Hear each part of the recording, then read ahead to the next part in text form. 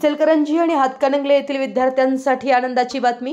तुम्हाला कॉम्प्युटर शिकायचं आहे तर चला मग इचलकरंजी येथील अभिजित कॉम्प्युटर टाइपरायटिंग इन्स्टिट्यूटमध्ये आपला प्रवेश निश्चित करा। मिळवा जीसीसी टीबीसीचे ज्ञान वाढेल महाराष्ट्राची शान। ज्याच्या हाती संगणक माऊस तो पाडील पैशाचा पाऊस। कॉम्प्युटरमध्ये ज्यांची अचूक गती शिक्षणात त्याचीच होईल प्रगती। दरवर्षी 100% निकालाची परंपरा अभिजित कॉम्प्युटर। बाहेरगावच्या विद्यार्थ्यांना बससाठी पासची सोय अभिजित कॉम्प्युटर। अगदी योग्य व माफक दरात सर्व कोर्सेस अभिजित कॉम्प्युटर। कॉम्प्युटर टायपिंगशी मैत्री, सरकारी नोकरीची खात्री।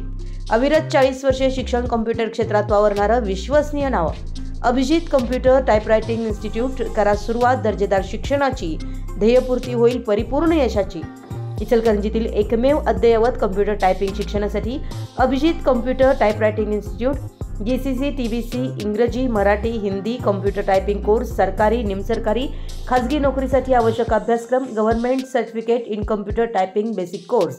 संपर्क अग्निशामक रोड, महावीर अपार्टमेंट, पद्मावती कन्या शाळेसमोर, इचलकरंजी। मोबाईल क्रमांक आहे 99 22 23 0983 किंवा 79 72 93 14 45। लातूर जिल्ह्यातून एक धक्कादायक घटना समोर आली आहे। या घटनेत एका तरुणाची निर्घृण हत्या करण्यात आल्याची घटना घडली होती। रणजित तानाजी माळी असं या 25 वर्षीय तरुणाचं नाव होतं। औसा तालुक्यातील भादा पोलीस ठाणे हद्दीत ही घटना उघडकीस आली होती। या घटनेत मृत तरुणाचे एका महिलेशी प्रेम प्रकरण सुरू होते। विशेष म्हणजे ज्या महिलेसोबत त्याचे प्रेमसंबंध सुरू होते ती महिला त्याच्याच मित्राचीच आई होती। मित्राला या प्रेम प्रकरणाची माहिती मिळताच त्यानं रणजित माळीची हत्या केली होती। या घटनेने सध्या लातूर हादरून गेलाय।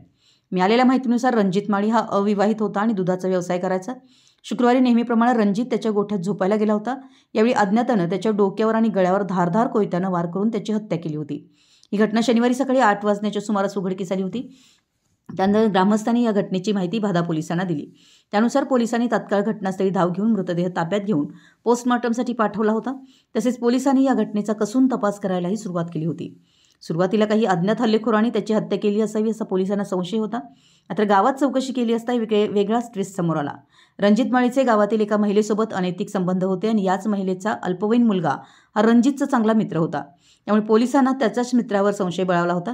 त्यानुसार पोलिसांनी अल्पवयीन मुलाला ताब्यात घेऊन त्याची चौकशी सुरू केली होती। या चौकशीच्या सुरुवातीला त्याने उडवाउडवीची उत्तरं दिली होती। या दरम्यान रणजितच्या हत्येसाठी जे शस्त्र वापरण्यात आलं होतं त्या शस्त्राला धार गावातील एका तरुणानं करून दिली होती।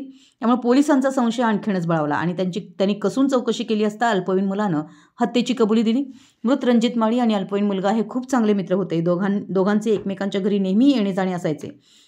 यातूनच रणजितचे अल्पवयीन मुलाच्या आईशी प्रेमसंबंध जुळले होते। या प्रेमसंबंधाचा संशय आला असता अल्पवयीन मुलानं रणजित माळीच्या हत्येचा कट रचला। सुरुवातीला अल्पवयीन मुलाने रणजित माळीच्या दिनचर्येवर पाळत ठेवली। त्यानंतर त्याने रणजितच्या हत्येचा कट रचला होता। या हत्येसाठी त्याने मित्राकडून कोयत्याला धार करून आणली होती आणि त्यानंतर रात्री गोठ्यात जाऊन त्याने त्याची हत्या केली होती। या प्रकरणी आता पोलिसांनी आरोपी मुलाला ताब्यात घेऊन तपासाला सुरुवात केली आहे। लातूर प्रतिनिधी, मराठी यस न्यूज।